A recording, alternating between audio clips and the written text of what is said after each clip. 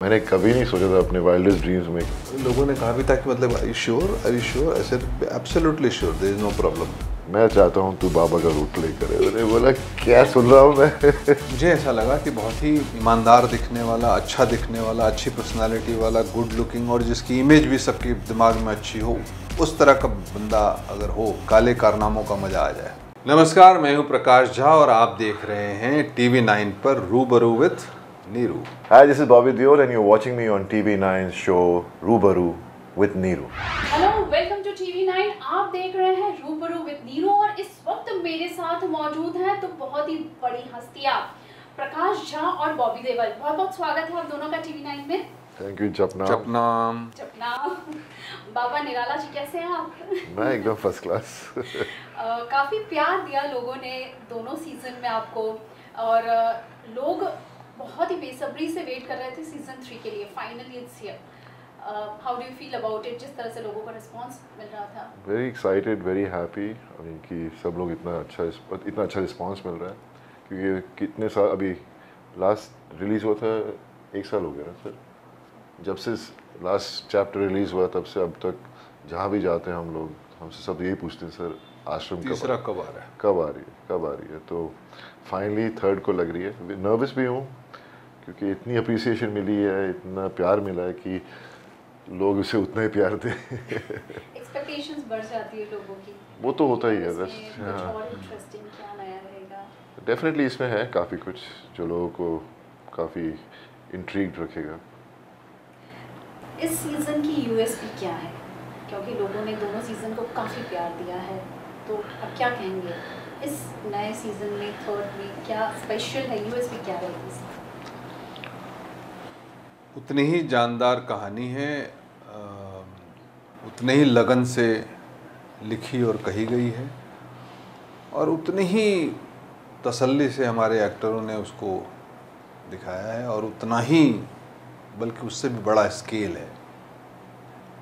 और सबसे बड़ी चीज़ ये होती है कि इसकी आत्मा अगर सही है ना, वो कहानी जो मैं कह रहा हूँ वो लोगों को समझ में आने लगती है और लोग उसको एंजॉय करते हैं, तो फिर बाकी सारी चीज़ें लोग भूल जाते हैं।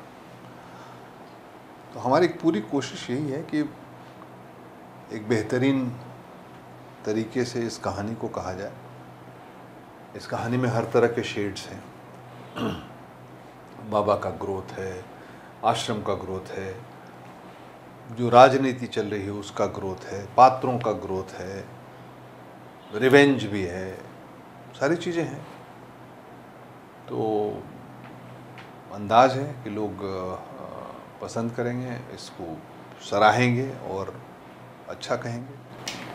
खास करके कास्टिंग की बात करें तो जिस तरह के एक्टर्स को इसमें कास्ट किया गया है, किस बात का ध्यान रखा? स्पेशली बॉबी की बात करें तो कैसे क्लिक किया कि हाँ he is the one who fits in this character? विश्वस्त होना चाहिए था, मतलब कि एक मुझे ऐसा लगा कि बहुत ही ईमानदार दिखने वाला, अच्छा दिखने वाला, अच्छी पर्सनालिटी वाला, गुड लुकिंग और जिसकी इमेज भी सबके दिमाग में अच्छी हो, उस तरह का बंदा अगर हो तो काले कारनामों का मज़ा आ जाए। और उसमें पूरी तरह से खरे उतरे बॉबी। एब्सोल्युटली, मैं तो पहले से ही जानता था। जब भी इन्होंने सुनने के बाद में थोड़ा थमके, लेकिन जब इन्होंने हाँ कह दिया तो मैं तो अंदर ही अंदर बहुत खुश हो गया। मैंने कहा मज़ा आ गया है। तो जब आपको फर्स्ट टाइम अप्रोच किया गया तो आपको लगा था कि हाँ दिस इज समथिंग जो आपने नहीं किया है कभी और आपको करना ही है? मैंने कभी नहीं किया। नहीं, मेरा डिलिबरेट कॉन्शियस एफर्ट था कि मैं अलग किस्म के रोल्स करूं, पर मैंने कभी नहीं सोचा था अपने वाइल्डेस्ट ड्रीम्स में कि मुझे पहले तो प्रकाश जी बुलाएंगे, जो काफ़ी सालों से मुझे इनके साथ काम करना था, और जब कहानी सुनाएंगे तो जब मैंने कहानी सुनी तो मुझे लगा शायद उसमें एक पुलिस ऑफिसर जो दर्शन ने प्ले किया है, शायद मुझे वो ऑफ़र करे। तो जब थोड़े नरेशन दिए, उन्होंने कहा अब कैसी लगी? मैं बहुत अच्छी है, मैं चाहता हूँ तू बाबा का रोल प्ले करे। मैंने बोला क्या सुन रहा हूँ मैं। But I was so happy, मतलब बिना मांगे, मतलब भगवान से दुआ करते रहते कि कुछ इंटरेस्टिंग मिले काम करने को, लेकिन this was like the best thing that could happen to me. Very challenging, very difficult character to play, and but I felt confident in the only fact was that Prakash ji, he's such an amazing filmmaker, great filmmaker, who has thought of me for this role. तो मैं तो बहुत खुश था कि इनको मेरे में confidence है, so I'm really happy. एक वो दिन है और एक आज का दिन है, सीजन 3 के लिए लोग इतना ईगरली वेट कर रहे हैं, इतना प्यार मिला, क्या डिफरेंस लगता है आपको उन दोनों दिनों में? डिफरेंस हम मतलब डिफरेंस यही है कि जब मैं कर रहा था तो एक्साइटेड था, और ये आई वाज कॉन्फिडेंट तो नहीं, लेकिन मुझे इतना यकीन था कि लोगों को ये कहानी पसंद आएगी। पर जितना अप्रिसिएशन, जितनी फ़ैन फॉलोइंग बनी है शो के लिए, that has made me a little nervous right now because people expect the world out of us, you know, from the show. But I'm confident that हमने दिल से काम किया, सबने, जितने भी पूरी टीम ने, और जब आप दिल से काम करते हैं किसी चीज़ पर तो हमेशा उसका रिजल्ट अच्छा ही होता है। इसके पहले आपकी जितनी भी फिल्में हमने देखी हैं, रोमांटिक रोल्स, एक्शन, ड्रामा में देखा है, दिस इज समथिंग जो ऑडियंस ने पहली बार देखा है। किस तरह का आपको प्रिपरेशन करना पड़ा रोल के लिए? क्या स्पेशल इंस्ट्रक्शन सर ने दिया आपको इसके लिए? स्पेशल इंस्ट्रक्शंस बस प्रकाश जी ने कहा, यू डोंट, कोई रेफरेंस नहीं देखना तू किसी और का, बस ये स्क्रिप्ट दे रहा हूँ मैं तुझे, तो इसमें ही बिलीव कर, इसे पढ़ेगा तो तेरे को खुद समझ में आ जाएगा।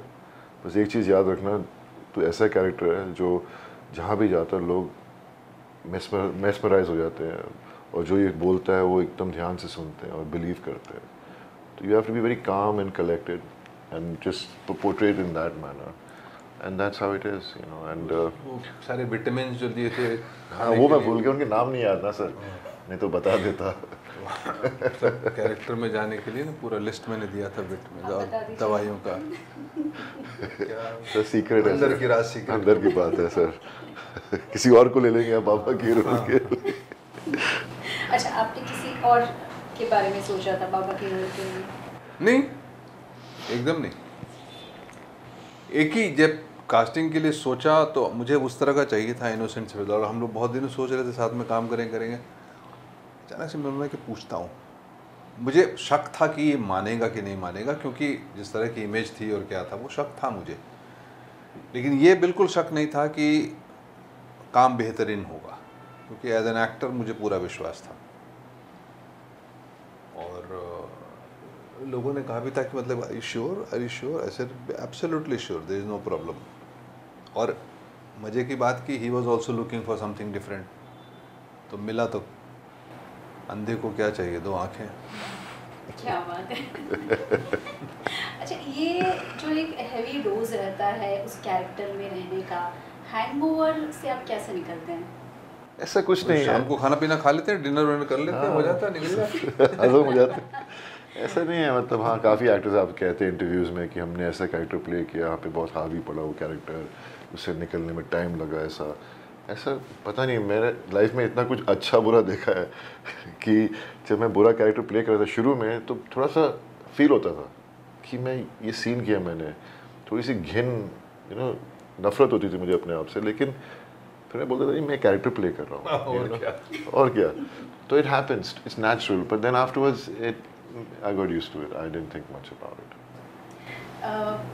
इस बार क्या एक्सपेक्ट कर रहे हैं? कितना बड़ा धमाका एक्सपेक्ट कर रहे हैं? दोनों सीजन में तो लोगों ने बहुत, कभी नहीं करता हूँ मैं धमाका एक्सपेक्ट, ईमानदारी की बात करता हूँ कि जो बन जाता है, हाँ, जो बन जाता है उसको बंद करके ताके पे रख देता हूँ। जो अच्छा है, जब तक प्रोसेस चलता है उसको एंजॉय करता हूँ, और पूरी कोशिश रहती है कि मतलब ऑडियंस जो है इसको उलझ जाए इसमें। कभी कभी नहीं भी लगता है तुक्का, कभी कभी बात नहीं भी बनती है, चलो फिर से कोशिश करते हैं। इस बार मतलब विश्वास अपने में है, उस हिसाब से विश्वास है। कहाँ तक ये आगे जाएगा और कैसा होगा और पिछले सीजन के जैसा होगा या उससे भी बड़ा हो जाएगा, ये मेरे ऊपर है नहीं और मैं इसकी चिंता करता भी नहीं। गंगा जल और अपहरण बनाइए, उनको छोड़ करके बिहार बैकग्राउंड, 2 फिल्में हैं, वेब सीरीज बिहार के बैकग्राउंड पर क्या देखने मिलेगी? पता नहीं अभी तक तो ऐसा कुछ ये नहीं है। बिहार का जो है वो, बिहार की कहानियाँ अलग तरह की होती हैं या थोड़ा सामाजिक परिवेश अलग है, but eastern UP, Bihar Jharkhand, एक ही तरह के। अभी इस वक्त तो कोई कार्ड पे नहीं है। तो 2024 में भी क्या कुछ प्लान है चुनाव लड़ने का आपका? नहीं, मैं पिछली बार कहाँ ख़त्म हो गया वो तो, 2014 में ख़त्म हो गया। 2024 आगे नहीं, 2014 में ख़त्म हो चुका। जो भी राजनीतिक महत्वाकांक्षा थी वो 2014 में ख़त्म हो गई। इंडियन सिनेमा के एक्टर्स की बात करें तो आपको लगता है कि हमारे आज के समय के जो एक्टर्स हैं उनमें वो बात नहीं है जो हॉलीवुड के स्टार्स में देखने मिलती है? डू यू फील रिसेंटली अभी आपने गोवा में एक स्टेटमेंट दिया था? ऐसा वो एक कॉन्टेक्स्ट में बात कही थी। कॉन्टेक्स्ट में बात ये कही थी कि हमने अक्सर हमने जिन एक्टरों के साथ में काम किया, सबके साथ काम नहीं किया, जिनके साथ काम किया उनके साथ अनुभव यही रहा है कि वो उनकी तैयारी अलग तरह की होती है। जो गहन तैयारी होनी चाहिए और जिस तरह से बात होनी चाहिए, शायद हर जगह ऑफर भी नहीं करते हैं और हर जगह सवाल भी नहीं पूछते हैं। तो मैंने यही कहा था कि एक्टर सवाल नहीं पूछते हैं। अब उसको अलग तरह से मिस इंटरप्रेट करके या इंटरप्रेट करके जैसे भी हो, कोई बात नहीं, इससे कुछ नहीं है। मैं तो यहीं के लोगों के साथ काम करता हूँ और मैं चाहता हूँ कि एक्टर्स जो हैं वो सवाल पूछें, समझें, और जो एक्टर मुझे सोने नहीं देते हैं और लगातार सवाल पूछते हैं, वो मुझे बहुत अच्छा लगता है। बॉबी की तैयारी अलग तरह की होती है। बॉबी की तैयारी अपनी अलग तरह की होती है, महीनों से तैयार करता है। ऐसा नहीं है कि 3 महीने 4 महीने पहले इसको स्क्रिप्ट चाहिए होती है और ये बेचारा मतलब लगा रहता है। ये सेट के ऊपर में जब भी मुझे मिला ना बॉबी, पूरी तरह से तैयार हो गया। कभी मुझे वहाँ दिक्कत नहीं पड़ी। वो पूरी तरह से तैयार हो गया, अपनी लाइनों के साथ, अपने एक्शन के साथ, अपने मूवमेंट के साथ, अपने हर चीज़ के साथ में। इसकी तैयारी अलग तरह की है। आपके गोल्डन पीरियड की अगर हम बात करें तो सोल्जर और बरसात जिस समय फिल्में आई थी, वो आप अपना करियर का गोल्डन दौर समझते हैं, या ये वेब सीरीज जो आश्रम से आपने डेब्यू किया, उसके बाद क्लास 83 आई, इसे आप अपना गोल्डन, क्योंकि इसमें भी लोगों ने आपको उतना ही प्यार दिया, क्या आने वाला है अभी और कुछ नया? See, you evolve as an actor, you learn with every project you do. हम सीखते रहते हैं और मेच्योरिटी बढ़ने लगती है with age और experience.